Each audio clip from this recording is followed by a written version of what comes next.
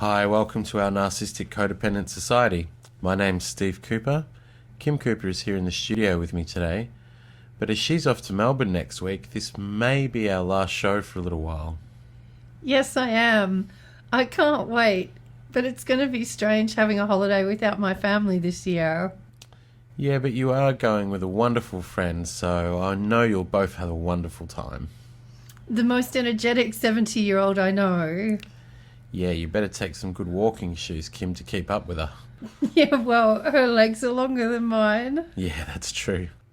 Okay, in today's show, we're diving right into the comments we skipped over in our last show, and that'll nicely open this topic. Do you want me to read these, Kim, and then maybe you can comment on the comments? Sure, why not? Okay, these comments are from our show on codependence and conscience, and the first one is from Alan, and Alan says, I really love this segment of your podcast, although it hurt. Ouch. When I look around, I see that the codependents in my world really do sacrifice their good judgment and conscience at times to those they're trying to please. Everything Kim said was true, and I see this cropping up at times in myself as well. Even though I've been on this road to healing a while now, it still comes up, and I still need to watch myself. Good work, guys. So glad you do this work, as there's nobody out there presenting both sides of this dysfunctional dance.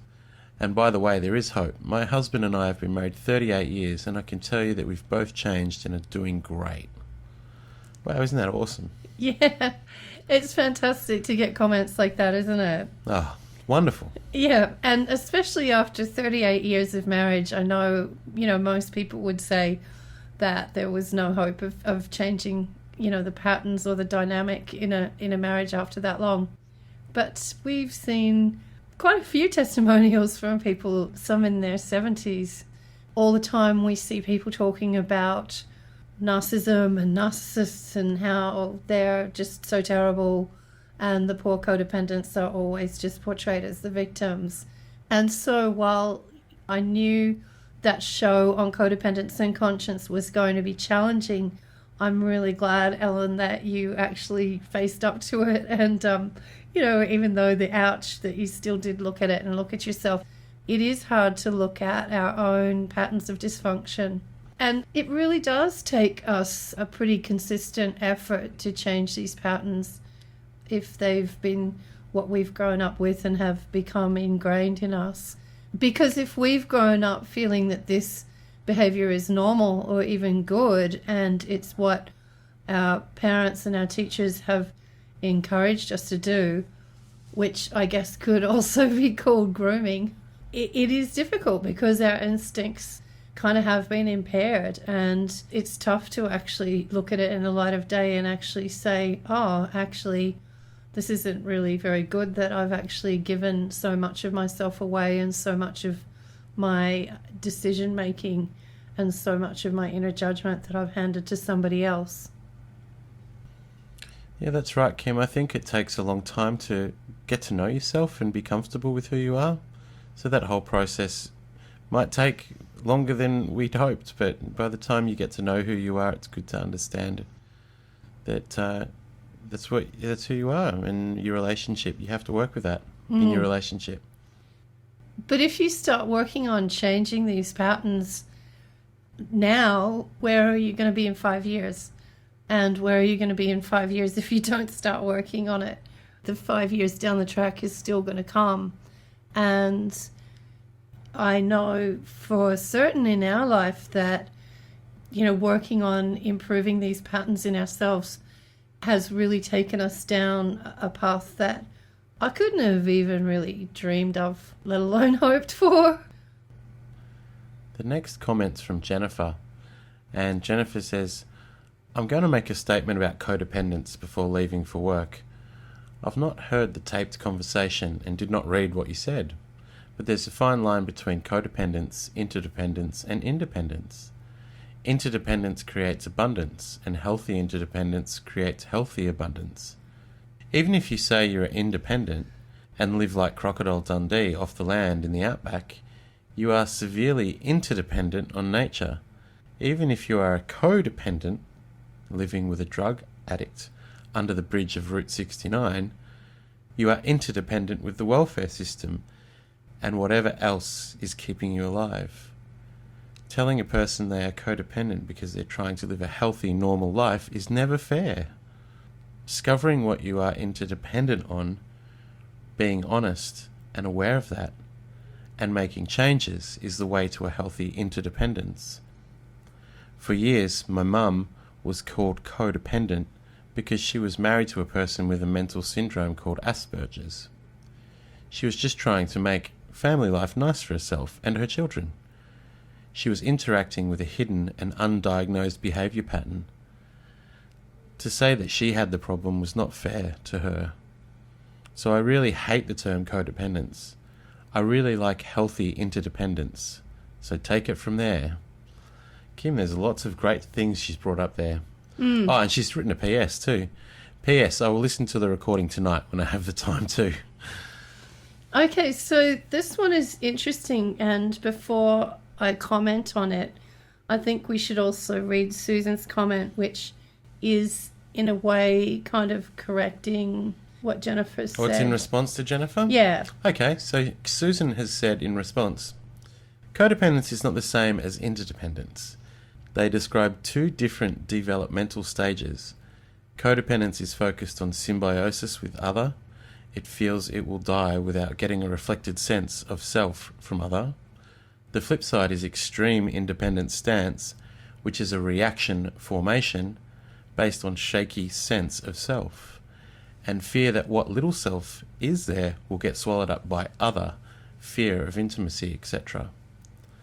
Both have trouble maintaining a core sense of self without other to either cling to or run away from, or they swing back and forth together in a dysfunctional dance.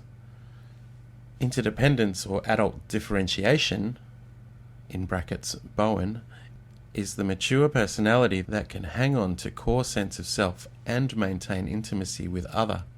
They do not blur the I-thou relationship. What this talk is about, I think, is codependence and narcissism, and how they both have an immature sense of self, and how it can be dysfunctional in adult relationships. Thank you.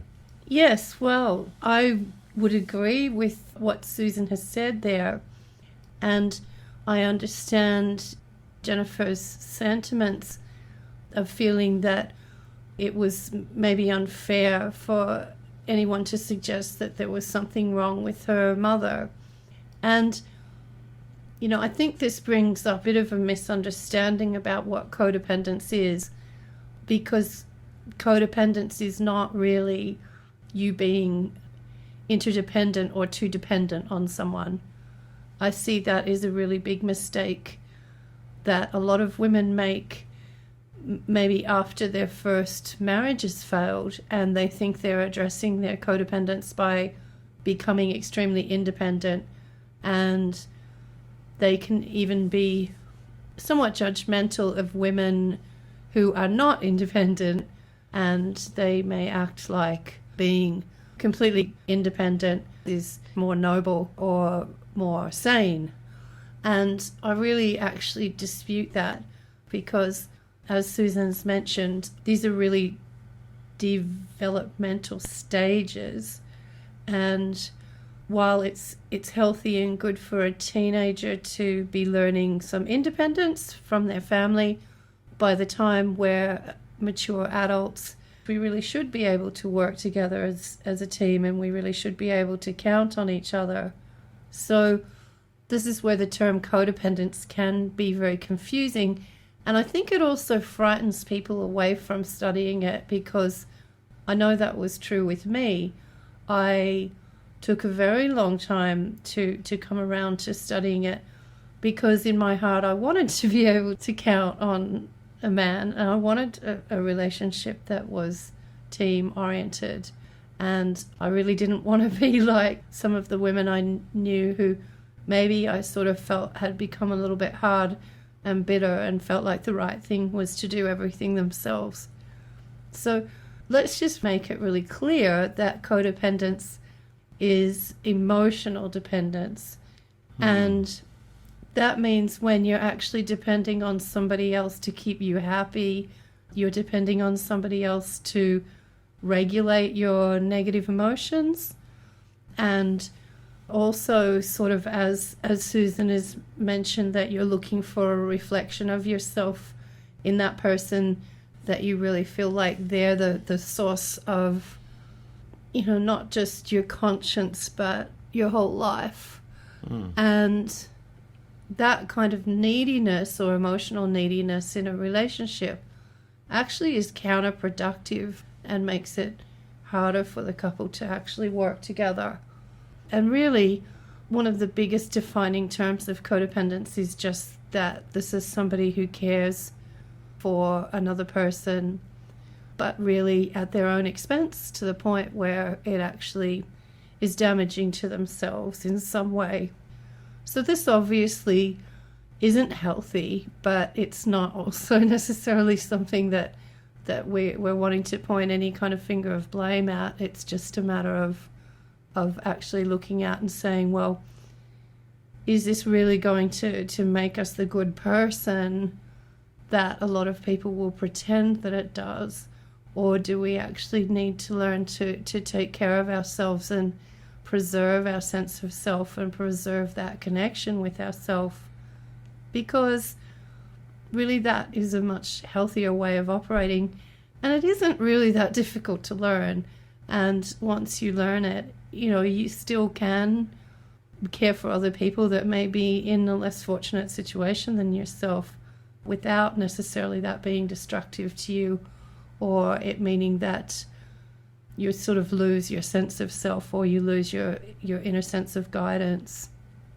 That's such an important distinction, and it's really good that we talk about it and give this time to really dive into it, Kim, because it's very easy to get the wrong idea. And I think your characterization of it as being emotional dependence, codependence being emotionally dependent on others, is a really accurate and helpful way to describe it. We can't be in more than one place at one time, any single one of us. We have to be realistic about this life. It's busy, and when you have kids and you have a career and you have people around you, there's always too much to do, and we have to just be realistic with ourselves. We have to depend on other people. Yeah, so we live in a specialized world. That's right. So we shouldn't be frightened of depending on one another from time to time as well. So there's a nice balance there to be found. The next comment's from Jan, and Jan said, I really love... Oh, it could actually be Jan, but you're never quite sure, are you, if it's Jan or Jan? Anyway, let's just go with Jan.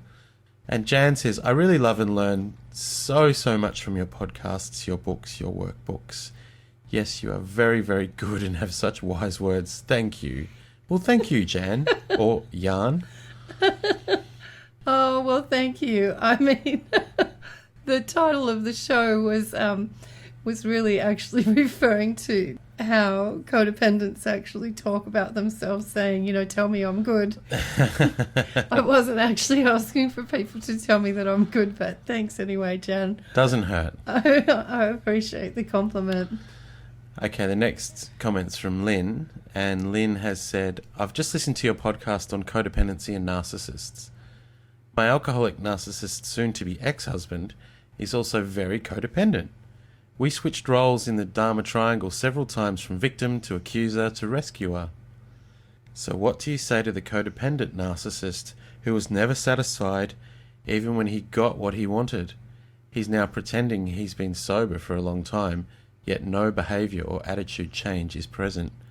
Narcissists rarely ever change, thus the divorce. Well, I'm sorry to hear that, Lynn. Yeah. Can I just jump in here quickly, Kim? I think there's something that we've in AA they recognise that a lot of people's behaviour doesn't change when they go sober. They even perhaps get a little bit more depressed. But there's not necessarily a lot of behaviour change, just that they're not drinking anymore. So they've probably got a healthier liver, and their bank account's probably a little bit better. But being addicted to alcohol doesn't mean that you're automatically depressed or a narcissist or anything like that. It's all purely down to behaviour and how you react and your habits. So, Well, I think it's also why we have always recommended the Health Recovery Centre for alcoholism, because their supplements-based program really just does tackle the nutritional deficiencies and the chemical imbalance that's going on in someone's body that's caused them to become an alcoholic in the first place. And if that isn't addressed, there's a saying, I think, which is called a dry drunk. And I think that's what Lynn's describing here as somebody who's been sober for a long time, but they still behave as if they're still an alcoholic. And the other thing that I have really noticed about AA is that the meetings can be a very bad trap. They can be as much a den of narcissism as a pub or a bar where, you know, a bunch of ex-alcoholics get together and form a mutual fan club where they just build each other up and protect each other from looking at parts of themselves that maybe need looking at, and where they also justify spending a lot of time away from home. So they're all things to look at. Certainly, I really do believe that, you know, people can show signs of narcissism and codependence, and it's great that Lynn has actually seen that she's been part of this, of having switched roles from victim to accuser to rescuer. I don't know. I think her question's probably rhetorical about what do you say to the codependent narcissist who was never satisfied even when he got what he wanted. I don't know. Without knowing the circumstances, I think that one's pretty tough to answer. It's a rhetorical question, sure. But yeah, I mean, but there's also a lot of pain in that rhetorical question for Lynn. Because, you know, it's very difficult. I mean, managing a relationship is very difficult. Each of us wants to please our partner. And when that's not working or it's not clicking and things get worse or go through cycles, you know, that can be very difficult and it can cause a lot of long-standing bitterness and disappointment. All I can really recommend is that sober or not sober, married or divorced, I still really highly recommend that you follow the steps that we outline, particularly in Back from the Looking Glass and 10 Steps to Overcome Codependence yourself. And that's going to put you in a position of strength regardless of what he's doing. The next comment's from Sheila, and Sheila says, I'm having difficulty wrapping my mind around it all, but the seeds are planted. And we got a nice little winking emoticon there. As my brain thinks on it passively, I see examples of it. Maybe it will be clearer to me. Thank you. Well, thanks, Sheila. And yeah, that really is the trick, is looking for examples of this in our life around us. And that's kind of the whole idea of the show, really, is our Narcissistic-Codependent Society, because really the examples are all around us. We're immersed in it constantly. And so it really does take some vigilance and some clarity of mind to remember what the healthier or more balanced way of reacting might be. We got a long comment here from Liz. Thanks, Liz, for writing. She says, Hi, Kim and Steve. I'm so happy to finally get the help and information you're providing. I agree with most of what you said in the audio. I'm codependent, but neither of my parents are alcoholics or addicts. I believe my codependency came from my mum. I'm the oldest of three. I'm 48 years old. While growing up, Mum stayed home with the kids and Dad worked. Mum is very kind, compassionate and loving, always cooking, baking, cleaning and taking care of everyone. There were always family gatherings and our friends always came over while Dad was working at night. My mum always gave us beautiful birthday parties. She was always outgoing and happy during those times, but other times she was so sad and stressed because Dad didn't give her affection or attention and wasn't emotionally available for her or us. My dad was abused as a child and left home at the age of 13. He was very mentally and sometimes physically abusive to my mum. I remember talking to my mum about it all the time. I felt so sad for her and powerless to help. Sometimes I did stand up for my mum and tell my dad to stop, and I shouted at him. He would either grab me by my face or push me out of the way. Eventually my mum did stand up for herself and made plans to leave my dad and get divorced. I was so happy and relieved to finally get away from all of that And then when my dad was told about this, he would cry and plead and beg for days for my mum not to leave him. This happened many times. My mum always gave in, feeling sorry for Dad, saying how much he needed us, and didn't have anyone else. My mum couldn't handle seeing my dad upset. Sometimes she would cry after seeing my dad sad. She put up with the same behaviour time and time again. I was so hurt inside. After seeing this for years, unfortunately I ended up being exactly the same as Mum, with some differences. I'm ready to get the help I need and move past this. Well, Liz, that's just such a sad story, but congratulations, and you have our full support that you're ready to change that pattern. Your story is really a great one to show that codependence really does go beyond families where there is alcoholism or drug addiction. It really is an emotional pattern of behaviour and really happens to some wonderful people. Like your mum sounds like a wonderful person, but unfortunately she was lacking skills in emotional regulation, in how to deal with the neglect that she was facing from your father without enmeshing you in it and putting expectations on you that really wasn't fair, because of course you were going to want to help in that situation, but you were just a child, and if she had no idea how to help herself, how could you have possibly known better when she was your main role model? So really you were set up in a situation that you had no ability to win. You were expected to help, but there was really no way that you were going to know how to do that, or should have been expected to know how to do that. And this is a really important point. The chain has to break somewhere, and making that decision that you're not going to be that person for a parent any longer can be a really tough decision and can take some time. It doesn't mean that you'll stop having a relationship with them.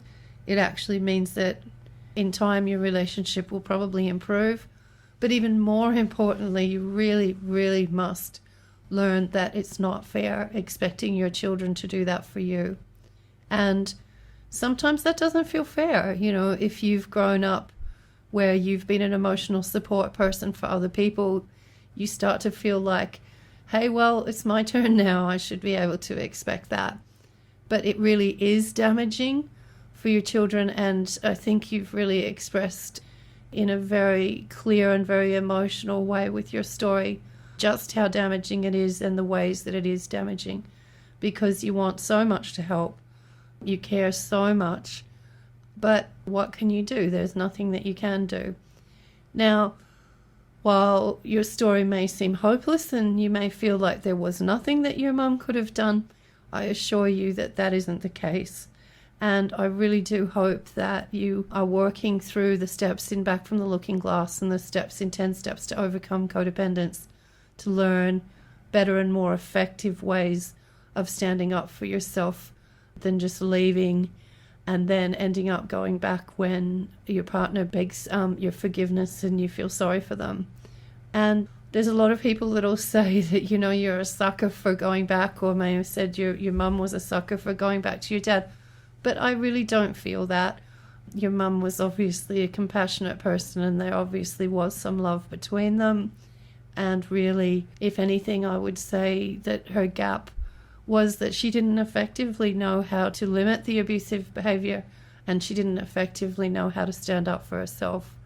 And, you know, we all have gaps in our skill set in some places, and that's not judgmental or pointing a finger, it's just how it is. I think that very few of us actually end up getting parents who really have all of the character traits that we needed, and that's where it does become important as we get older to look for role models that we can learn from in some of those gap areas.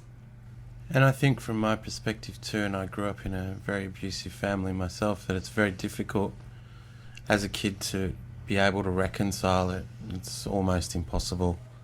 I've been there too, and it's really, really hard. You know, you rely so much on your parents when you're a kid. Mm-hmm. And when you see them,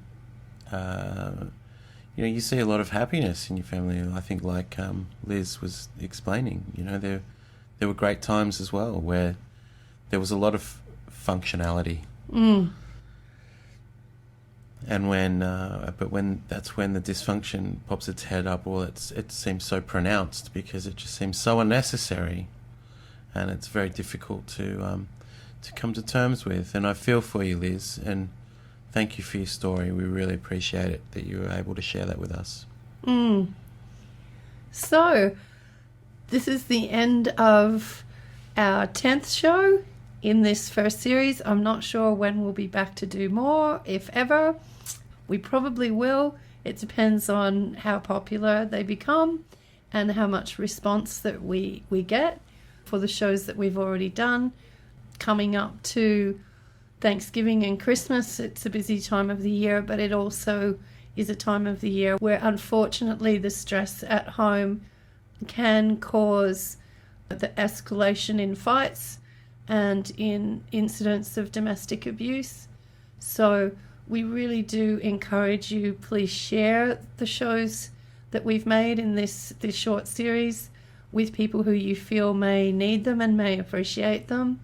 We do very, very little advertising these days, and we very much rely on word of mouth, and we rely on people helping us spread the word. We've been 8 years helping people online, and the way our system is set up, it means that help and support is accessible 24 hours a day from really anywhere in the world that you are, as long as you've got an internet connection.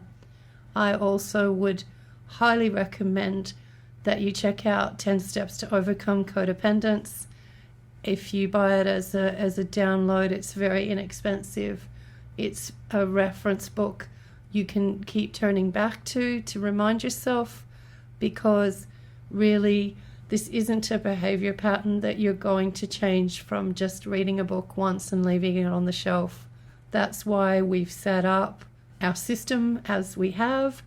After you purchase the book, if you sign up for our introductory special on the front page of the ncmarriage.com, after you purchase the book, in about a day you'll be sent an invitation to join our membership site. Memberships start from as low as $19 a month, and for that you really get a lot. You get group support that you have access to 24 hours a day, 7 days a week. You get access to a lot more material, and it's not just having Steve and I available to help support you and answer questions. It's a whole community of people online, many of whom have been working through our material for many years. Some of them have had success in their marriages and they're just there helping other people. Some people, their marriage is still a work in progress. Most of them do feel like the steps that we offer and the lifestyle changes that we offer is a source of strength and support to them, or they wouldn't be coming back and they wouldn't still be there. So I really do encourage you, if you haven't already, to do our introductory special on the front page of the NC Marriage, where you can sign up and join our mailing list, and also that you check out Back from the Looking Glass and 10 Steps to Overcome Codependence, which after you finish the introductory special you'll be offered at a discount, and then a day later you'll be sent the invitation to join the membership site. And even if you don't feel that you need this or it isn't the right time for you, I really do ask that you think of somebody that you can share this show or share our information with, because the way our world is today, I bet that you do know somebody who needs, let's just say, a helping hand and a sense of strength in dealing with what they're dealing with at home. So Kim, I hope you have a wonderful time walking around Melbourne next week. You're so jealous, aren't you? I am. It's our favourite place, isn't it? It's going to be sad being there without you, but I'm still going to have a wonderful time. I'm sure you are. And thanks. It's been really a lot of fun doing the Narcissistic-Codependent Society, because our society is very narcissistic and codependent. But understanding is all we've got. It's a wonderful skill. If we can learn to understand it, we can then move through it with knowing what's in front of us. And we encourage everybody to keep learning. keep learning more and more about this. Read everything you can with the critical eye on it. Kim and I come from a place where we really have just a place where we can share some very positive experiences about our experience with you. And we don't have an agenda. No. I can't believe, though, how just fraught with pain and confusion my life was before I actually found out about these patterns of behaviour, and until I actually found out more about them to the point where I could recognise them and I could find some meaning and some understanding in what was going on around me, and also find a path out of the confusion and out of the emotional pain. Kim, I've had lots of fun doing these recordings with you. Thanks, Steve. Okay, so goodbye everyone, and hopefully we'll be talking to you again soon in the forums. And don't forget to keep commenting. Bye.